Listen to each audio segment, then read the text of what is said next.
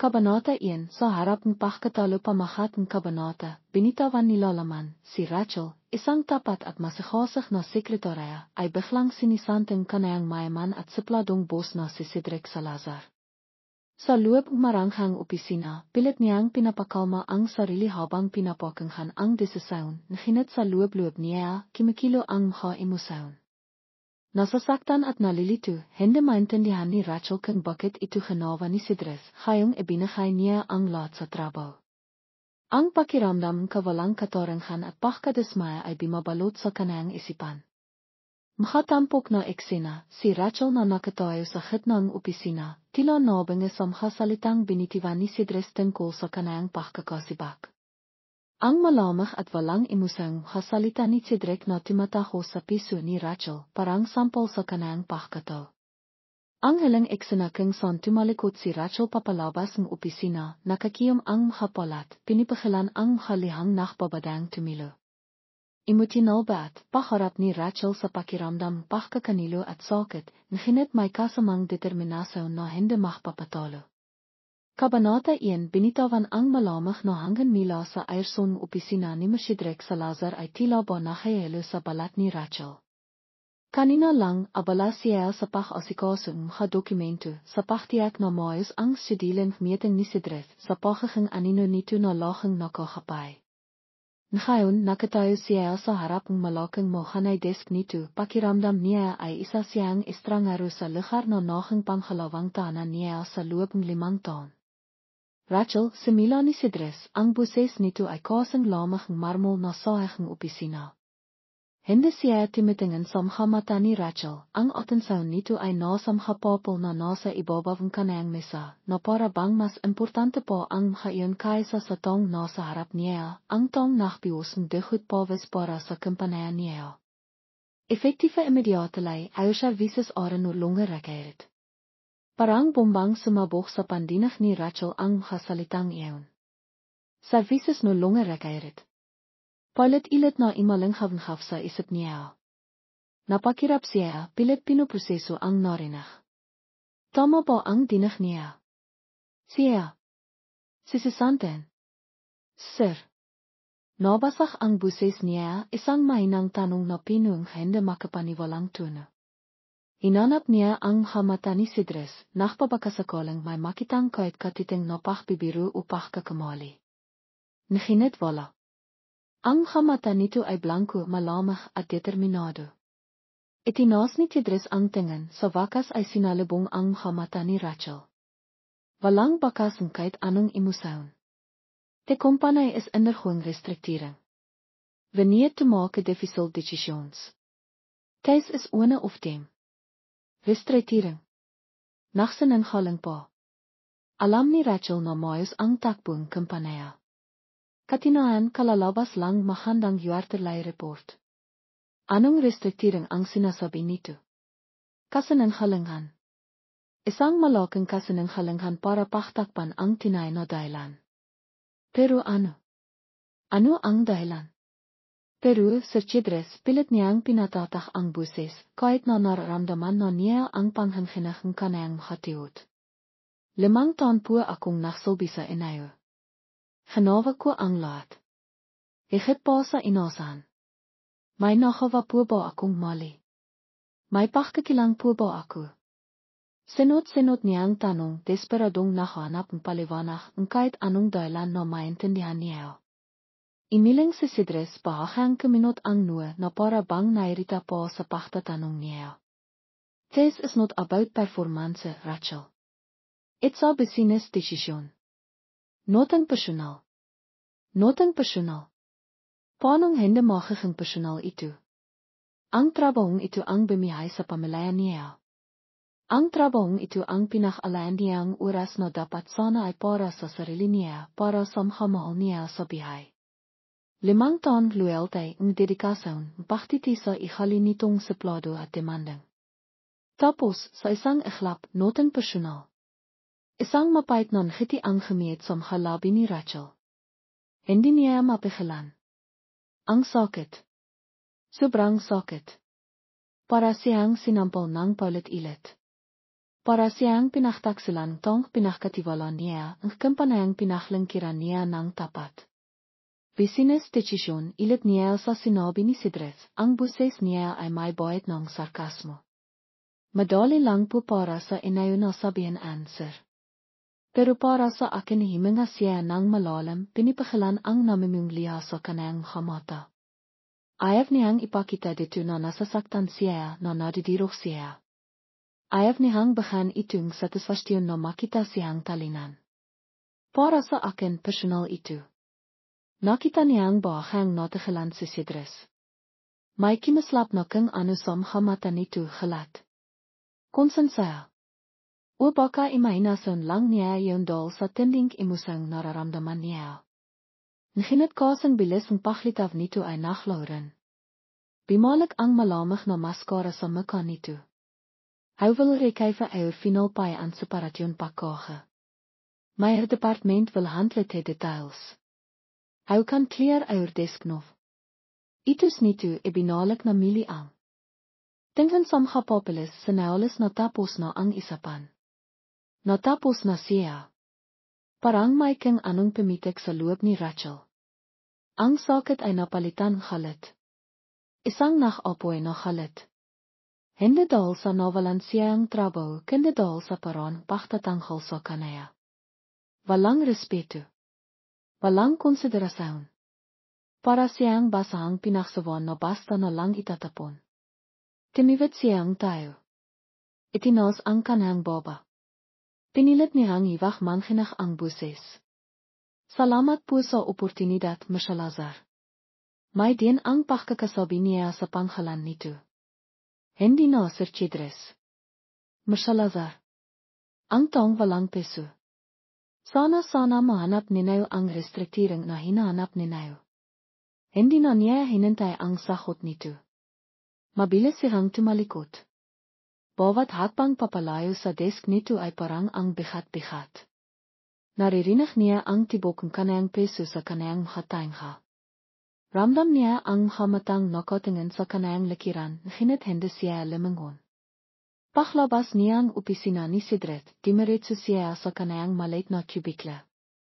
Ang katrabaho niya ay tila nakilat sa mga niyang pagbabalik, ang iba ay may bayad ng pag-alala sa mukha.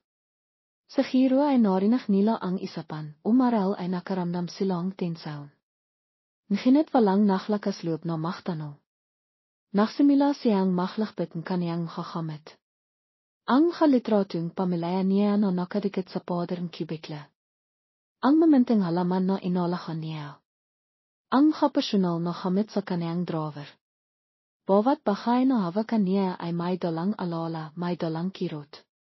Habang nilalakay niya ang kakamit sa isang karton, hindi niya maiwasan ang pagpatak ng khaliha. Tahimik lang siyang imayak, pinipinasan akat ang khalihang tumitilo. Ayaw niyang mahmakang kawa-awa. Nginit ang sakit ay hindi niya kayang itaho ng lubisan. Ang pakiramdam kawalang kataranghan ay sumisiksik sa kanayang dibdib. Bakit? Bakit ako? Nang matapos siyang maglakbit, dinala niya ang kanayang kaon. Sa paglalakat niya palabas ng opisina, ramdam niya ang hatinghan kanayang hadating katrabaho. May awa, may simpatya, may takot din, takot na baka sila naman ang susunod. Pagdating niya sa labas ng building, himinga siya ng malalim. Ang ingaing kalsada, ang isok mila sa mga sasakyan, ang sikat ng araw, lahat ay tila ba mas matinding ngayon. Pakiramdam niya ay itinilak siya palabas sa isang ligtas na mundo patungo sa isang mahalong realidad. Napakiyom ang hapalat niya. Naramdaman niya ang determinasyon na bumibiyo sa kanayang peso kasabayang sakit. Hindi siya magpapatalo. Hindi siya susuko. Nawalan siya ang trabaho uwa. Nasaktan siya uwa. Nginit hindi dito naktatapos ang lahat. Kakamitin niya ang sakit na ito para bimangon. Hanap siya ang paraan. Lalaban siya. Hindi para kay Cedric Salazar, kundi para sa sarili niya, para sa pamilya niya. Pininasan niya ang haling bakas ng liha sa kaniyang pisngi. Nachlakat siya palayo sa building na yawn, palayo sa 5 taon kanayang bihay, dola ang isang pesong sukatan hinit hindi dirok. Isang pesong handang 5 mili. Itutuloy, Kabanata 2, laban sa kahirapan pamahat ng kabanata, salpikan mundo nilalaman, si Starlet Domingo, isang palaban at masipah na tinderang tinopa sa palengke, ay abola sa kanayang pahanapihay. Isang maliit na aksidente ang maklalapit sa kanaya kay Cedric Salazar nang bigla siyang mabanghang kotse nito habang tumatawid. Inang bigsung damdamin ay galit at iritasyon sa magkabilang panig, ngunit ang nakakatawang sitwasyon at banghayan nila ay magiging dahilan para hindi nila malis ang tingin sa isa't isa. Makikilat si Cedric sa tapang at tatak na ipinapakita ni Starlet, isang katangiang hindi niya madalas makita sa mga babaeng kabilang sa kanayang alta susyedad na mundo. Makatampok na eksena, si Starlet na nakmamadaling tumatawid, bitbit ang mga paninda at biglang pachtama sa paparating na mamahaling kotse ni Cedric. Ang mainit na pachtatalong dalawa sa gitnang kalsada, pinuong maanhang na salita, ngunit may makatitihang pinuong hamon at namimong kresidad. Ang pagkamanga ni Cedric sa katatahan ni Starlet, na kahit nada pa at nasaktan ay hindi nakpakitang kainan, bakit ay 5 pa. Emotional bat, ang panang pagkasar at pagmamalit ay inti-inting na alian hindi may paliwanag na atraksyon at pahanga. Kabanata 2, salpikan mundo amoy isokang inihaf na ista, pinahalong pawis mkanaktitinda at sigawan mkasiki, ito ang mundo ni Starlet Domingo.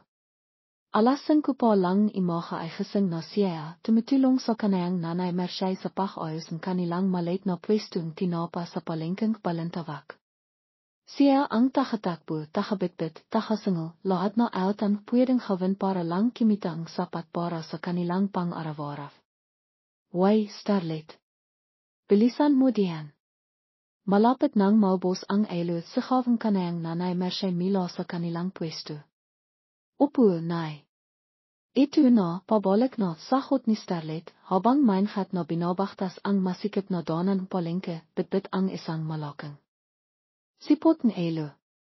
Pawis na siya at ang sinahang araw na tumataho sa mahasibang bibong palengke ay nagsisimula ng mahang mainit sa balat. Kailangan niyang dumaan sa kabilang kalsada para bimiling karaktahang sipot na paklalakan mkatinapa na ipapadeliver niya mamaya. Nakmamadali siya. Oras ang kalaban niya sa kanitong trabaho. Bawat minuto ay mahalaga. Sa kanayang pagmamadali, hindi niya napansin ang isang makintab at itim na literay sedan na dahan-dahang imandar palabas mula sa isang private parking lot malapit sa palengke. Mabilis siyang tumawid, inisip ang hasasinot pang kakawan. Screech! Isang malakas na preno ang imalanghavanghaf, kasabayang paktilapon, makasipot na hawak ni Starlet at ang pakpaksak niya sa sementadong kalsada. Timama ang kanayang siku at tiot. Napanghivy siya sa socket. Ang halo na bitbit niya kanina ay kimalat sa dawn. Ano ba? Hindi ka ba timitingin sa dinadanan mo? Isang baritonong buses pinang iritasyon ang narinig niya. Ahat na bimaba mila sa kotse ang driver, isang lalaking matangkat, nakapiting long sleeve at pulo na tila walang gesot, mamahalin ang relos, at may mukhang hindi may pinta sa pagkayamot. Si Cedric Salazar, sariwa pa mila sa masakit na desisyon na ginawa niya ilang araw na ang nakalipas, ay lalong nainis sa abalang idinilotong babaeng nasa harap niya ngayon. Ahat namang tumayo si Scarlett, pinakpakan ang kanayang damit at pinilot ang hanakalat na sipot. Hindi niya ininda ang hapting kanayang hasikat. Mas nanghibabaw ang inis niya sa lalaking bumangha sa kanaya. Way, ikaw ang hindi timitingin hanti ni Starlet, hindi nakpatalo sa matalim na tingin lalaki. Nananaymak akong tumatawid dito, bigla ka na lang sisulpot. Kasalanan mo to. Itiniro niya ang hanakalat na aylo at ang bahang khas-khas sa kanayang siku. Napatas ang kilay ni Cedric.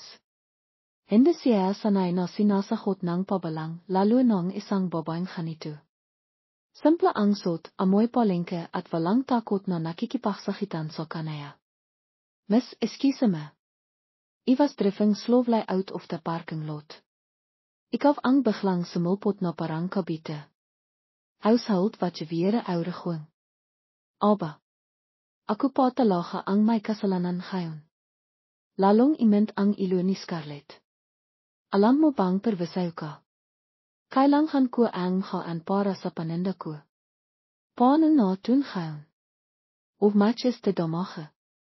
Babayaran ko na lang, sabi ni Cedres, kinyo ang kanang walet, halatang gestong tapisan ahat ang isapan. Para sa kanaya, pero lang ang katapat ng lahat ng abola. Nginit lalong naina si Scarlett sa inasal nito. Para bang napakadaling tapalan pero ang lahat. Hindi lang pero ang isapan dito, mister. Oras ko ang nasahang. At saka, hindi mo mababayaran ang pagmamadali ko. Nakkatinghanan sila. Mata sa mata. Si Cedres na may pagmamalit sa ina ay biglang nakaramdam kakaiba habang tinititigan ang mga mata ni Scarlett. May tapang doon. May determinasyon. Hindi ito tilat ng mga babaeng kilala niya na konting oberaya lang ay iyak na umahpapaawa. Ang babaeng ito, kahit halatang haling sa hirap at nasaktan sa pagkakailog, ay matatak na nakatayo at limalaban. Si Scarlett naman, habang nakikipagsikatan tingin kay Cedres, ay hindi may tatanggi na may kakaiba sa lalaking ito. May overang kapangyarihan ng eman. Nginit sa ilalim pagiging sa plado nito, may nakikita siyang karaysidat sa mga mata nito habang tinitingnan siya. Para bang sinisiri nito ang kanang pagkataw. Fine, sabi ni Cedres bahang bimaba ang tono pero may bakas pa rin pagkayamot. Yes talama hofmatch. Milinihang inabot ang pera. Inmilang si Scarlett. Iwag na. Kasalanan ko rin naman sa giro na hindi ako nag-ingat. Ayaw niyang tumanggap ng pera mila dito. May pride siya. Kahit mahirap sila, hindi siya na mamalimos o nagpapaawa. Saka na imalis ka na. Baka malate ka pa sa importanteng lakat mo. May bahit ng sarkasmo ang halinihang sinabi. Natagalan si Cedres. Hindi niya inasan ang sagot nito. Tinanggihan nito ang pera niya. Mas lalo siyang na-intriga.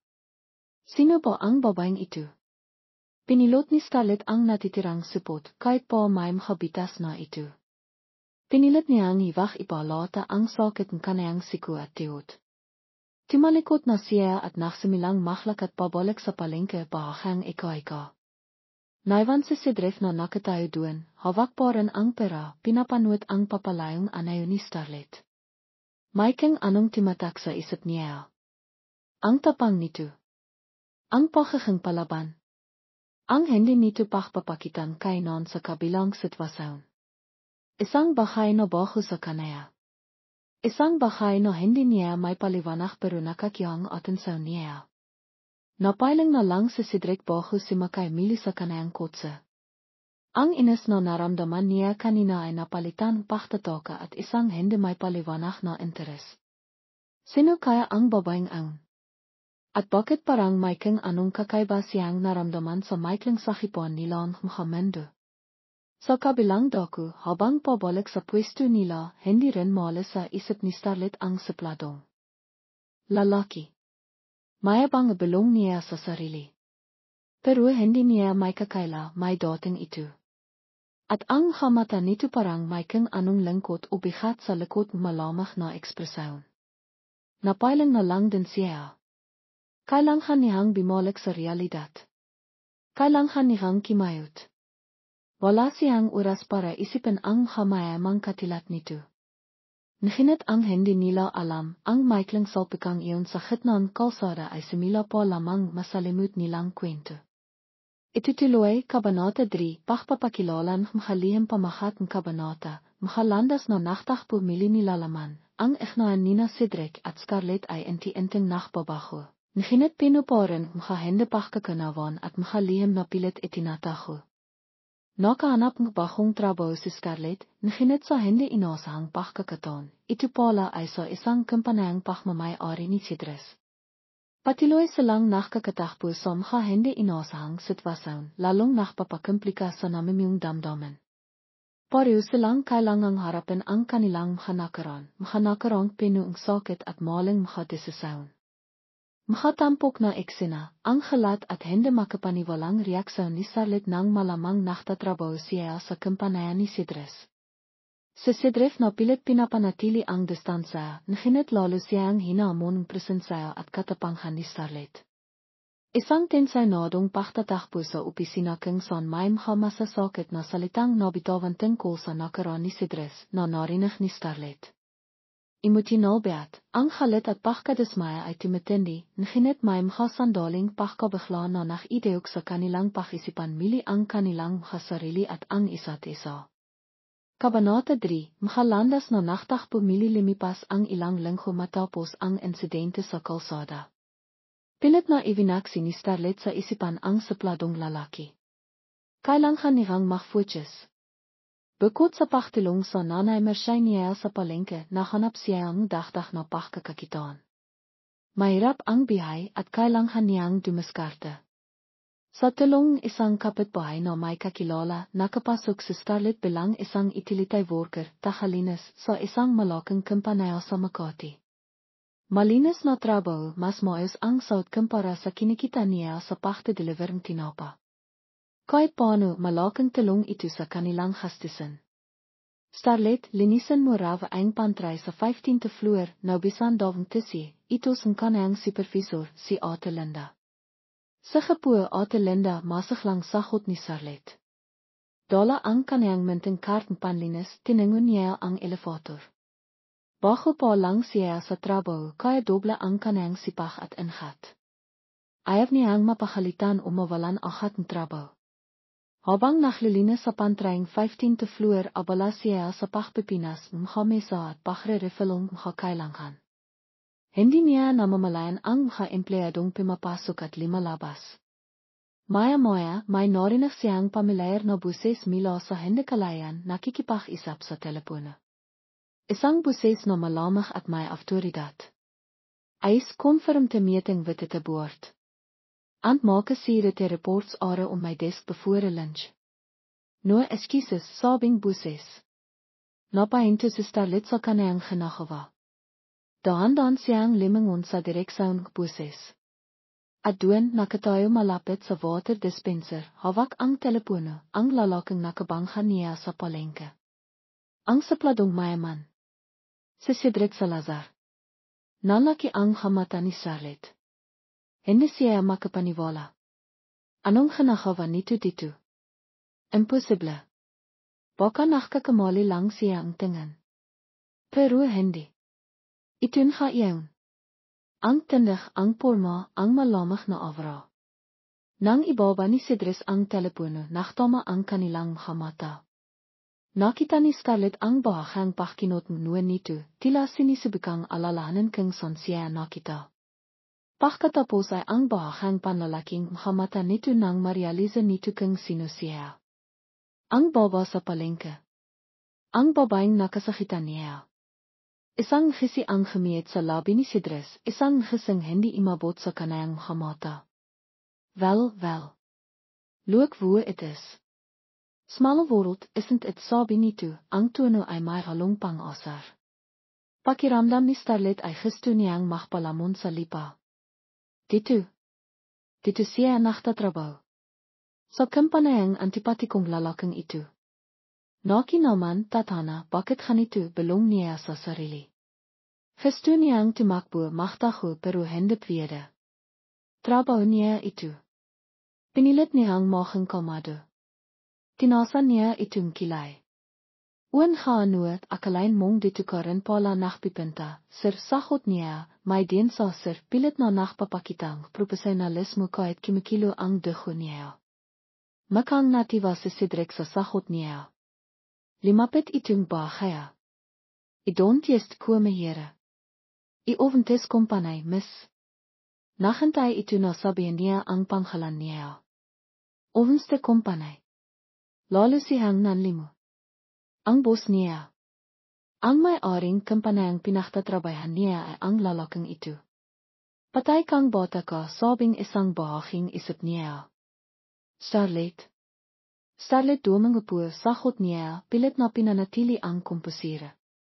Starlet, ilit ni Cedric, tila nilalasap ang panghalan niya. So ou word hierenhof. As part of the kleaning kreef. My bahet pach mamalet sa tuno nitu, kaet hende direct saan. Tumango si Scarlett, taas noe. Opo. Mas marangal naman po sa girong trabaho itu kaya sa samambanghang tao sa kalsada, de ba. Hindi niya na begelang gemanting patetsada. Nakita niyang bahagang kimibot ang pangani Sidres. Makang nataman itu sa sinabi niya. Pero mabilis din itong nakabawi. Yes to heur jo properly, Scarlett. Antry not to bump into things or people.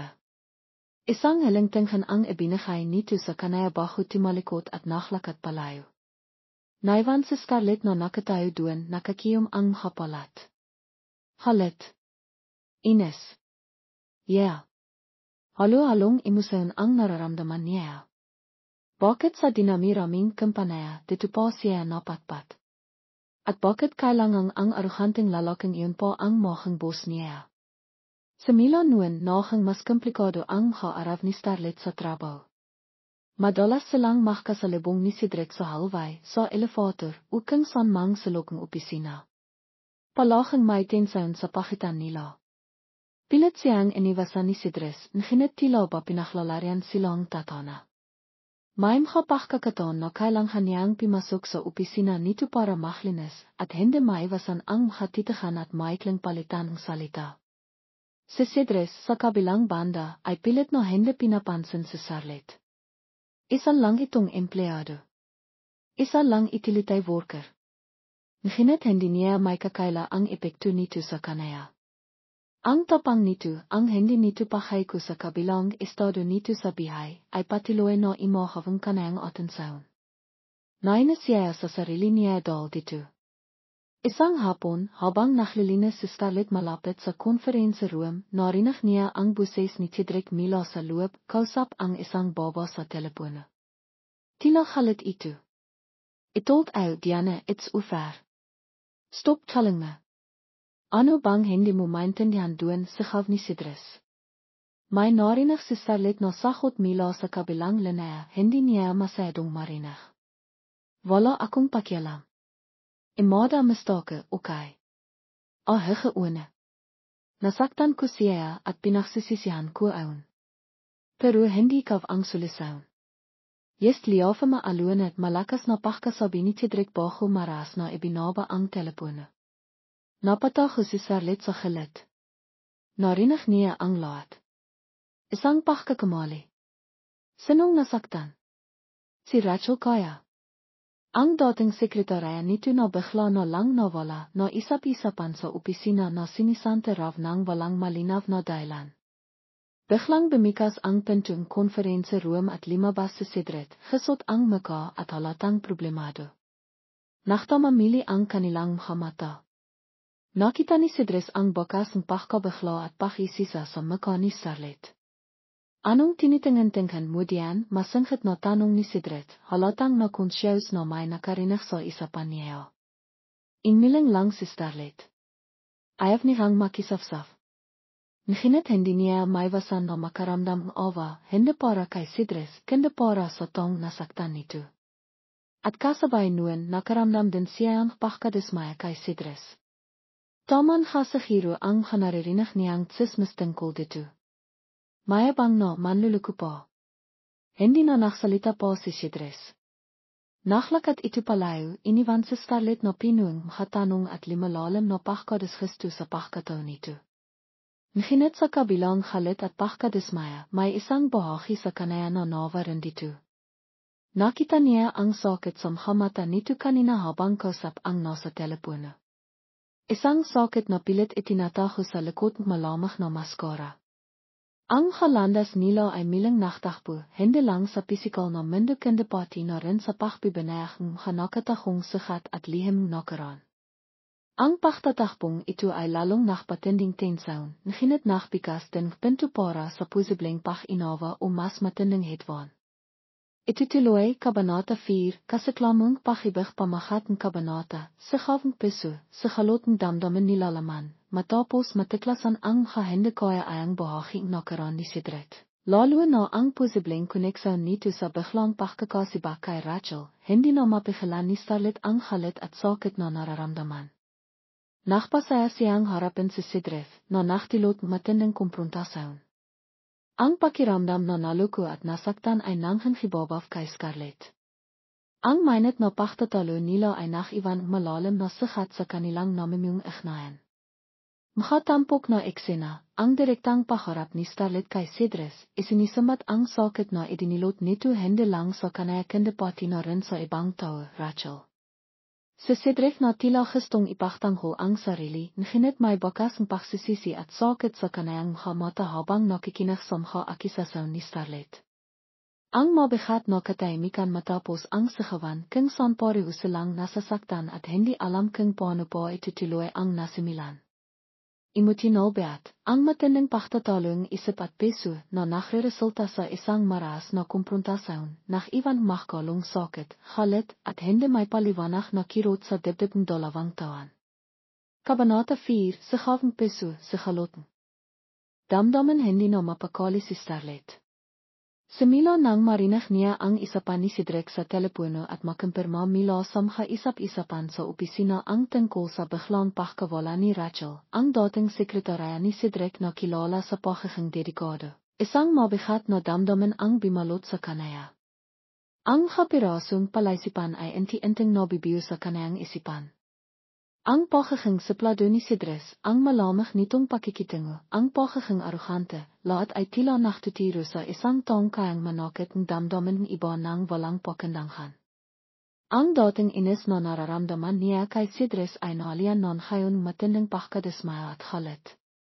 Hindi lang dahil sa pagiging mayabang nito, kundi dahil sa posibilidad na ginamit nito ang kapangyarihan para basta na lang itapon ang isang taong tapat na nagsilbi sa kanaya. Naalala niya ang sarili niyang pakikipaklaban para lang magkaroon ng desenteng trabaho, ang hirap na dinaranas nilang kanayang ina. Tapos, itong si Cedric, hanan na lang kangitiring ang mga empleyado. Isang hapon, pagkatapos ng kanayang trabaho, hindi na napigilan ni Starlet ang sarili. Kailangan niyang malaman ang totoo. Kailangan niyang isambad ito ang sakit na nararamdaman niya, hindi lang para sa sarili niya, kundi para na rin kay Rachel at sa lahat ng taong posibleng nasaktan nito. Inabanghan niya si Cedric sa parking lot. Nang makita niyang papalapit ito sa kanayang mamahaling kotse, hinarang niya ito. Nakilat si Cedric nang makita siyang nakatayo doon naghihintay. May determinasyon sa mga mata ni Starlet na hindi niya pa nakikita dati. Starlet? Wat are doen hier? Tapos na ang oras ng trabaho mo, diba? Tanong nito bahang kuminot ang noa.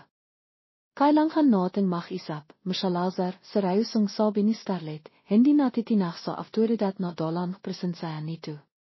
About what? Tanong ni Cedric, tila nainip. Tungkol sa pagiging diwag mo diretsahang sabi ni Scarlett. Nakita niyang natigilan si Cedric, ang pagkainap sa mukha nito ay napalitan pagkabigla at bahang galit. Wat het juist kalme, maring tanong ni Cedric, limapit ito kay Scarlett, ang mata ay nag-apoy. Hindi natakot si Scarlett. Sinalubong niya ang hatitig nito. Narinig mo ako. Diwag ka. Kasi hindi mo kayang harapin ang pagkakamali mo. Mas pinipili mong manakit ng iba para lang pagtakpan ang sarili mong kaisi. Wat are talking about? Halatang nagpipigil ng galit si Cedric. Si Rachel halos pasigaw na sabi ni Starlet. Ang dati mong sekretarya. Anong ginawa mo sa kanya? Bakit mo siya sinisante? Dahil ba nagkamali ka? Dahil ba may kinalaman siya sa Diana na kausap mo sa telepono? Ginamit mo lang ang restriktering inaan para itago ang totoo, diba? Sunod-sunod niyang tanong, ang buses ay pinuong akisasyon at sakit. Nakita ni Starlet ang pagbabago sa ekspresyon ni Cedric. Pagkabigla. Pagkailang. At sa isang saglit, nakita niya ang sakit sa mga mata nito bago ito miling nagtago sa likod ng galit. Hou don't knof aanuiting, Starlet. Wala kang alam sa nangyari depensa ni Cedric, Timas ang buses. Iwag kang makialam sa bihay ko. Hendi aku makikialam keng hende kanaka kasoket ng ibang tao gantini starlet, hendi na rin napigilan ang pachtaas ng buses. Akala ko ba naman may konti ka pang kabitihan diyan sa peso mo. Akala ko ang pagiging suplado mo fatode lang. Pero hende pala. Totoo pala. Hanean katalaga. Walang pakialam sa nararamdaman ng iba basta masinot lang ang gusto mo. Ang kasalitang iyon ay hindi lang patungkol kay Rachel, may bahagi doon na para na rin sa sarili niyang nararamdaman. Ang inti-inting pahanga na naramdaman niya dito ay napalitan ang kasaklaman. Hindi mo ako naintindihan, sahaw ni Cedric, ang haka mo ay nakakiyom sa galit. Hindi mo alam ang pinagdaanan ko. Hindi mo alam kung gaano kahirap natigilan siya, tila may nasabi siyang hindi dapat. Mahirap, mapait na timawa si Starlet. Anong alam mo sa hirap, Kidres? Ikaw na limaki sa eman. Ikaw na isang salita mo lang na sasinot lahat. Sibikan mong mabihay na tulat ko. Sibikan mong makbilat sa araw para lang may makan. Baka sakaling maintindihan mo kung ano ang pakiramdam na basta na lang tapak-tapakan ang hatong katilat mo. Ang bawat salita ni Starlet ay parang panel na tumatarak sa dibdib ni Chidres. Nakatayo lang siya doon nakikinagsamha akisasaon samha masasakit na salita. Gusto niyang sumagot, gusto niyang ipagtanggol ang sarili, gusto niyang ipaliwanag ang komplikadong sitwasyon. Naginit paano? Paano niya ipapaliwanag ang haluang kanayang nakaraan, ang kapagkakamaling pinagsisisihan niya, ang sakit na pilit niyang itinatago. Nakita niya ang sakit at halit sa mata ni Starlet. At sa ilalim nun nakita niya rin ang pagkadismaya. Ang pagkadismayang yun ang pinakamasakit sa lahat. Dahil may isang bahagi sa kanaya na naksimila ng imasa na baka-baka si Starlet ang makakantindi sa kanaya. Naginit na ngayon nasira na ang lahat. Tapos ka na malamang na tanong ni Chidres pinilit na ibalik ang kontrol sa sarili. Timango si Starlet ang haliha ay nakpabadang tumilo naginit pinakalan niya. Tapos na ako. Tapos na akong imasa na may mabiti pa sa ayo. Isang mabigat na katahimikan ang bimalot sa kanilang dalawa. Ang enghaing palagit ay tila naklaw. Tangang ang malakas na tibok ang kanilang hapeso at ang bigat ng mga emosyon hindi masabi ang naroon. Pareho silang nasasaktan. Parang halit. Parang hindi alam kung ano ang susunod na hakbang. Si Starlet na may dala-dalang halit at topang kanina ay nakaramdam biglang panghina. Ang bigat sa dibdib niya ay hindi lang halit kundi pati kirot. Kirot dahil sa nasirang pag-asa. Si Cedric naman ay nakaramdam matinding pagsisisi. Hindi lang sa nakaraan kundi sa kasalakihan. Sa parang pakikitungo niya kay Scarlett. Sa mga salitang hindi niya masabi para ipagtanggol ang sarili. Sa pagtilak niya palayo sa isang tao na tila nakakakita sa ilalim ng kanayang maskara. Walang nagsalita.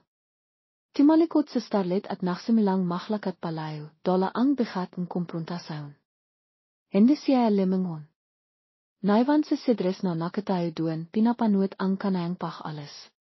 Ramdam niya ang paklayo nito, hindi lang sa pisikal, kundi pati na rin sa emosyonal. Ang sakalot ng kanilang damdamin ay nakiwan malalim na sikat at hindi niya alam kung paano pa ito hilom. Ang kasaklaman na naramdaman ni Starlet ay parang salamin kasaklaman na nararamdaman niya para sa sarili. Itutuloy Kabanata 5 Pagpatawat pamahat ng kabanata, sinak sa likod ng ilap nilalaman, matapos ang matinding hitwan, kapwa naknumini-mini sina Cedric at Scarlett. Sa tulong ni Lisa, ang matalik na kaibahan ni Scarlett, inti-inting naintindihan ni Starlet ang kaalahan ng pagpapatawat at pag-inawa. Nagsisimilang makbikas ng piso si Cedric, ibinabahagi ang hasikat ng nakaraan na matahal niyang kinimkim. Sa mga sandaling kainan at pag-amin, inti-inti nilang natatakbian ang doon patungo sa paghilom at milang pagtitiwala. Makatampok na eksena, si Starlet na kausap ang kaibahang si Lisa, na nakbibigayang payo at ibang perspektibo tungkol sa sitwasyon at sa konseptong pagpapatawat. Isang taimek no pach isap nina sidres at Scarlet King sa naklakas loop si sidref na ikwento ang bahaging kanayang masakit na nakaron at ang mkadailan, hindi katwiran, sa likoten kanayang mkanahing desisayon. Isang habiking sa nakbahinan silang mkapangharap at takot, nakahanap ng kapanatahan at pach inova sa piling isa't isa, sa kabilang mkananang sakit. Emotional biat, ang pachbibikas ng peso at pachpapatawat ay nachtudilot ng pakiramdam ng pachilom, pachasa, at milang pachkonekta ng dalawang pesong mensa ay nasakatan. Kabanata 5, sinak sa likod ng ilap ang mga seminut na araw pachkatapos ng kanilang mainit na pachtatalo ay nohang mabigat para kina Scarlet at Kidres. Sa opisina, pilit nilang iniwasan ang isa't isa. Ang dating tensaw na may halong karesidad ay napalitan malamang na distansaw at hindi may pagkakailang sakit. Si Starlet ay balisa. Ang halit na naramdaman niya ay inti-inting napapalitan lingkod at pagkalito. Tama bang inisha niya ahat si Sidres? Mali ang ginawa nito kay Rachel pero may bahagibang kwento na hindi niya alam. Ang kasalitang binitawan nito tungkol sa hirap na pinagdaanan ay imikukol sa kanayang isipan. Isang hobby, hindi na niya notice ang bigat sa dibdib. Pinintahan niya ang matalik niyang kaibigan na si Lisa na naktatrabaho bilang waitress sa isang maliit na karinderya. Bes napadon ko. Anong drama natin ngayon bengkat ni Lisa na ahat napansin ang lingkod sa mga mata ni Scarlett. Naupo si Scarlett sa isang bakanting mesa at himinga ng malalim. Ikiniwento niya kay Lisa ang lahat, ang tungkol kay Sidres, ang pagiging boss nito, ang nalaman niya tungkol kay Rachel, at ang nangyaring komprontasyon nila sa parking lot. Grabe, bes. Intense komento ni Lisa matapos makinig. Pero alam mo, hindi naman sa kinakampihan ko ang mayabang mong boss ha, pero minsan kasi, may mga dahilan ang tao sa mga kinakawa nila. Hindi laching item upiti lang. Alam ko naman ay Lisa. Pero mali pa rin ang ginawa niya. Basta na lang siyang nanisanting tao kahit ni Starlet. Mali ay sang-ayon ni Lisa. Pero ang tanong, handa ka bang pakinggan kung ano man ang dahilan niya? Habang bihay mo na lang siyang kamamihan. Inawa ka ni Lisa ang kamay ni Starlet. Bes, mahirap makpatawad, lalo na kung nasaktan ko. Pero mas mahirap mabihay na may dala-dalang halit sa peso. Baka ang halit mo hindi lang siya ang sinasaktan kundi pati ikaw. Tumaho sa peso ni Scarlett ang sinabi ni Lisa. Nga naman. Ang bigat sa dibdib niya ay hindi nawawala. Siguro daw bukod sa halit may bahagi pa rin sa kanaya na gustong iminawa. Sa kabilang dako, si Sidres ay hindi rin matahimik. Ang kasalita ni Scarlett ay timatak sa kanayang isipan. Anong alam mo sa hirap? Palit-ilit niyang naririnig ang mga iyon. Nasaktan siya, hindi daw sa. Akisasaun kundi daw may katotohanan iyon. Hindi man siya nahirap sa pera pero may ibang iring kahirapan siyang pinagdaanan ang kakilangan sa pagmamahal, ang bigat ng ekspektasyons mula sa kanayang pamilya, ang makapagkakamaling himahabol sa kanaya. Naisip niya si Rachel. Nakamali siya. Isang malaking pagkakamali na pinagsisisihan niya. Hindi restriktirang ang dahilan. Ito ay dahil sa komplikadong sitwasyon na kinasangkitan nila ni Diana, ang babaeng kausap niya sa telepono, na nohang dahilan para humawa siyang desisyon alam niyang mali para lang protektahan ang kampanya at sa balagtot na paraan. Ang sarili niya mila sa khalo. Ngunit hindi yun sapat na katwiran. Naisip niya si Scarlett. Ang tapang nito. Ang pagiging totoo nito. Ang paraan nitong pagsasabing makabahay na kailangan niyang marinig kahit masakit. At sa kabilang halit nito, nakita niya ang sinseritay sa mga mata nito. Isang hobby, hindi sinasadang nakasabay sila ni Scarlett sa elevator pag-iwi. Walang ibang tao. Tanging silang dalawa lang at ang awkward na katahimikan. Scarlett, basah ni Sidrek sa katahimikan, ang buses ay mahina. Napatingin si Scarlett sa kanaya, nakihintay. Himinga ng malalim si Sidres. Ito na sa hiro ang pagkakataon. Kailangan niyang subikan. Gistu kusana ni minging tawat. Nate gelandse Sarlet. Hindi niya inosan eun. Alam kong mali ang genawa ko kay Rachel, pagpapatiloy ni Sidres, nakatingin sa sahing elevator. Walang eskise sa genawa ko. Nadala ako ang sitwasyon ng takot ng pride. Pero pinagsisisihan ko ein. Araw-araw. Itinaas niya ang tingin kay Scarlett. At hinihingi rin ako ang tawad sa iyo. Samha nasabi ko sa inasal ko. Nakita ni Scarlett ang sinseritay sa mata ni Sidres. Ang bakas ng pagsisisi at bigat na dala-dala nito. Nalala niya ang sinabi ni Lisa. Handa ka bang pakinggan? Timango si Scarlett. Salamat sa pag-amin mo, Sidres. Nang bumikas ang pinto ng elevator sa ground floor, hindi agad sila limabas. Maiking anong nakbago sa hanggan sa pagitan nila. Ang dating pader ng halit ay tila inti-inting gumiw. Gusto mo bang makapamina tayo, alok ni Sidret, tila nakalangan. May gusto pa akong sabihin. Nakalanlangan sa Scarlett sa simila, nginit nanay ang kagustuhan niyang iminawa. Timango siya.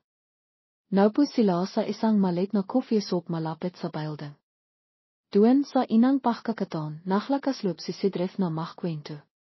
Hindi niya idinitalay lahat, ngunit pinanghit niya ang tungkol sa presire mila sa kanayang pamilya, ang mga inasahan sa kanaya bilang ng isang tagapagmana, ang mga maling relasyon na napasikan niya, at ang pagkakamaling nagawa niya kay Rachel Dahl sa kagustuhang itago ang isang personal na iskandalo na maaaring makasira sa kumpanya.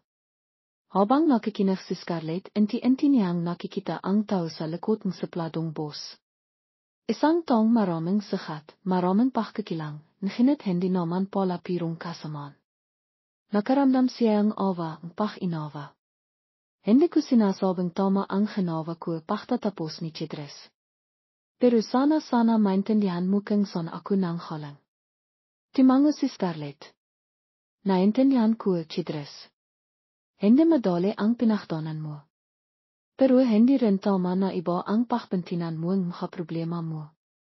Alam ko malungkot na sagot ni Sidres. Sinisibikan kong ayusin. Sinisibikan kong magbago. Nagpaakinan din si Scarlett ang kaniyang mga pangharap, ang makatapos ng pag-aral, ang mayon sa hirap ang kaniyang ina. Naikwento niya ang kasimpleng kaligayahan niya sa bihay, ang katakot niya sa hinarap. Sa habang yun, sa gitna ng amoying kapa at tahimik na pag-isip, nakahanap silang koneksyon. Isang koneksyon na mas malalim kaysa sa nanang atraksyon o halit. Isang koneksyon na nabio mila sa pagiging vulnerable, sa pag-amin ng kakainan, at sa pagtanggap. Hindi pa talihang nawawala ang sakit, ngunit may sinag ng pag-asa sa likod ng makapal na ilap ng kanilang nakaraan.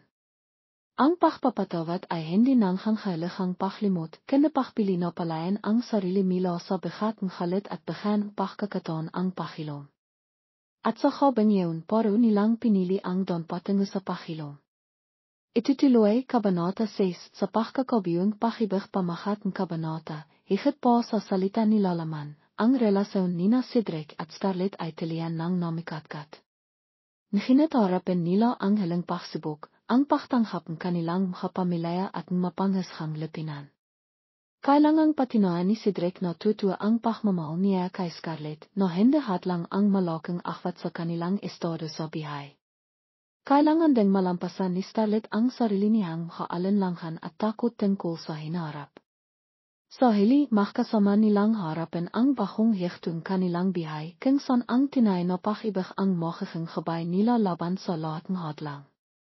Makatampok na eksena, isang simpleng pagtitipon na inorganisa ni Cedric ipang ipakilala at ipagmalaki si Scarlett sa kanayang pamilya at makakaibigan na nagpapakitang kanayang paninindigan.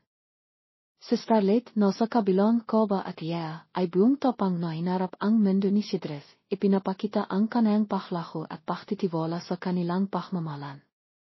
Ang pagtatapos ng pagtitipon kung saan magkawa kamay silang nakatingin sa isa't isa, pinuang pagmamahal, kaligayahan, at pag-asa para sa kanilang kinabukasan.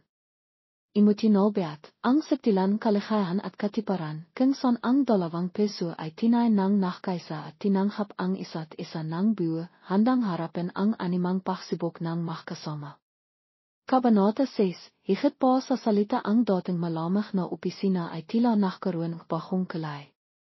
Ang kapaliem na silab nina Cedric at Scarlett ay napalitan ng mukhangiting pinung pagmamahal. Ang dating akhwat na nilikon kanilang magkaibang mundo ay inti-inti nang napipinan pag-inawa, respeto, at higit sa lahat pag-ibig. Hindi naging madali ang lahat. Maraming isap-isapan sa opisina. Maraming mapanghisgang mata ang nakatingin, lalo na mula sa makakaibigan at kakilala ni Cedric sa alta sociedad. Paano raw nakagusto ang isang Cedric Salazar sa isang simpleng tahalinis? Ano raw ang nakita nito kay Scarlett? Si Scarlett sa kabilang lumalalim na pagmamahal kay Cedric ay hindi maiwasang makaramdam hiya at alinlangan. Bakain nga ba talaga sila? Kakayanan ba niyang pimasok sa mundo ni Cedric na ibang-iba sa kanayang nakasanayan? Paano kung hindi siya tanggapin ang pamilya nito? Naramdaman ni Cedric ang kaaham-aham ni Scarlett. Alam niyang hindi sapat ang makasalita para patinaan ang pagmamahal niya. Kailangan niya itong ipakita, hindi lang kay Scarlett, kundi sa lahat. Isang Sabadong hapon, nag-organisa si Cedric ng isang simpleng gardenpartay sa kanilang malawak na bakiran. Inimbitan niya ang kanayang pamilya, ang kanayang striktong ama, ang kanayang mapangmatang ina, at ang ilan sa kanilang malalapit na kaibigan. Inimbita rin niya si Nanay Merchay at si Lisa. Kabado si Scarlett nang dumating sila ni Nanay Merchay sa mansyon ng Salazar.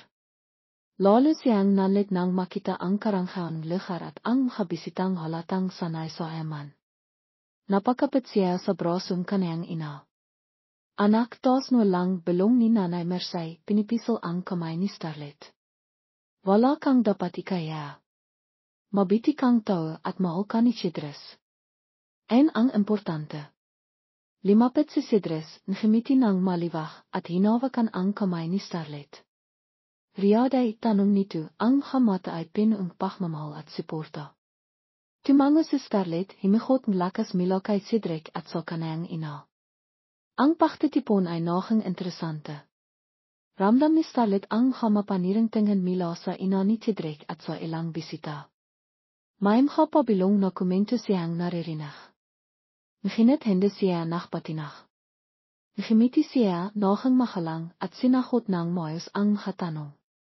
Nakita niya ang pahanga sa makamatang ama ni Cedric na tila na-impress sa kanayang pagiging natural at matatag. Si Nanay Merchay naman ay buong pagmamalaking ikinikwento ang kasipahan ng anak. Ang pinakamalakang sandali ay nang tumayo si Cedric sa harap ng lahat, hawak ang kamay ni Scarlett. Mom, Dad, makakaibigan, simula ni Cedric, ang boses ay matatag at malinaw.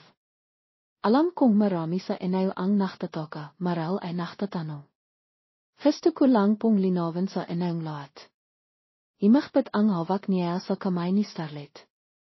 Si Scarlett dumingo. Siya po ang babaeng mahal ko. Isang sandaling katahimikan ang nakari. Nakita ni Scarlett ang iba't ibang reaksyon, halat, hindi makapaniwala, ang iba ay tila natutiwa. Ang ina ni Cedric ay halatang hindi masaya, ngunit nanatiling tahimik. Nakita ko po sa kanaya ang hakatanghyang matahol ko nang hinahanap, pagpapatiloy ni Cedric, tumingin kay Scarlett nang may pagmamahal. Katapanghan, katatahan, kabitihan, peso at pagiging totoo sa sarili.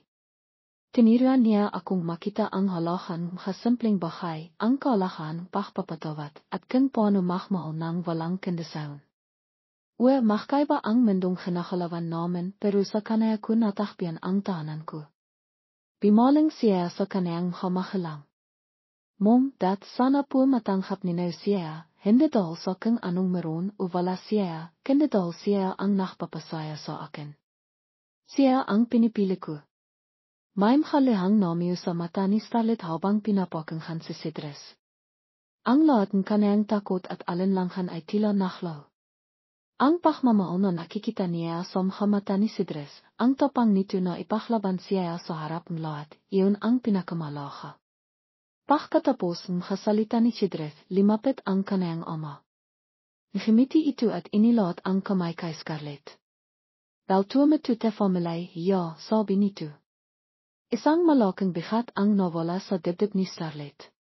Ang ina ni Cedres ay nanatiling formal, nginit may bahaging pagtango itong ibinigay na para kay Scarlett ay isang maliit na hakbang na rin.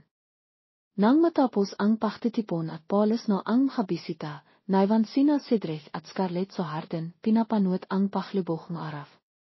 Mahkawak ang kanilang mga kamay. Salamat, Cedric.